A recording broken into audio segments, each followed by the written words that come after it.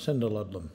Thanks, Mr Deputy President. I'd just like to create a short break in this dismal spectacle, if I may, to address the questions that I put to the Defence Minister shortly before through Senator Evans about some very good investigative work that has been done by the West Australian newspaper by one particular journalist to establish the true human cost of the war in Afghanistan. And keep in mind, of course, I'm referring only to those Australians who were killed and injured in the war, that we have only the vaguest ideas of the enormous and indeed catastrophic human cost of the war in Afghanistan on the Afghan people.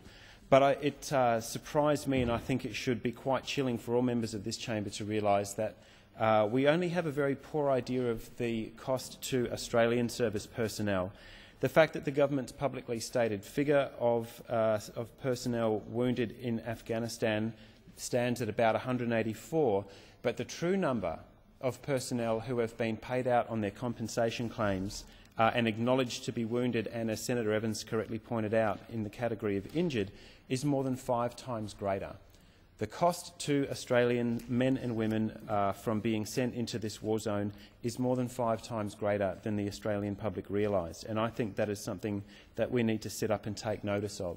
This is not about an anti-war stance or a pro-war stance. The Australian Greens, I recognise that although I may be in the majority in public opinion in wanting to return the troops home, I'm as yet in a minority in this chamber about getting the Australian troops out of Afghanistan. So this is not about that. This is about doing justice to the people that we do put in harm's way, acknowledging again that Parliament doesn't have that power because the Executive has reserved that to itself, at least having the honesty to face up to the people who are damaged and whose lives are broken. We're still paying out on war pensions from World War I, from a century ago, from nearly a century ago, the First World War. That is how long these impacts last and how long they impact on people and on families. And the people who come home from Afghanistan now, many of them are forgotten.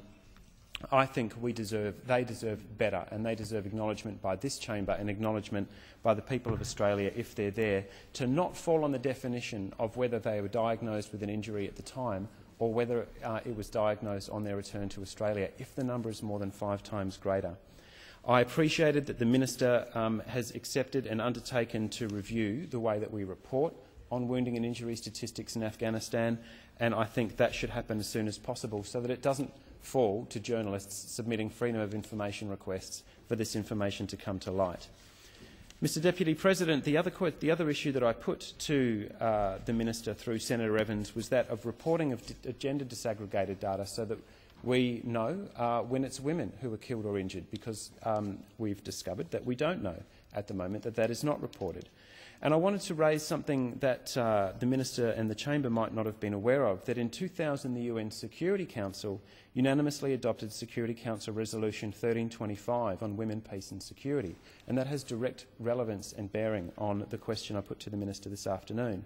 Resolution 1325 was a watershed political framework that makes women and a gender perspective relevant to negotiating peace agreements, to planning refugee camps and peacekeeping operations and reconstructing war-torn societies. It is about the impact of war on women.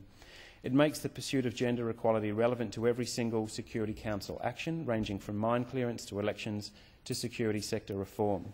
Australia participated in the debate prior to the adoption of the resolution, and just this week the government made an announcement of its intention to generate a national action plan, as over 20 countries have already done. It's very welcome indeed. And what the government will find is that it will need to start providing gender disaggregated data. I asked the Minister today why the government doesn't disclose the number of wounded and injured personnel in Afghanistan, or disclose the gender of them, and it must begin to do so. The Security Council resolution noted the need to consolidate data on the impact of armed conflict on women and girls. And the fact is that that is the key sentence that links the preamble of that document with the operative paragraphs. The entire document hinges on having gender disaggregated data so that we can understand the impact. The whole resolution is couched in terms of there not being enough information available to the international community on the different impacts of conflict on women and men and on the different contributions that women and men play in peace building and in warfare.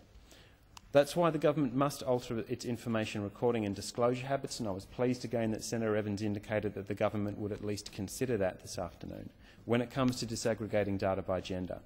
Gender disaggregated data makes the different experiences of men and women more visible, and it makes it possible to continually review gaps and challenges in order to eliminate gender biases in national policies and interventions.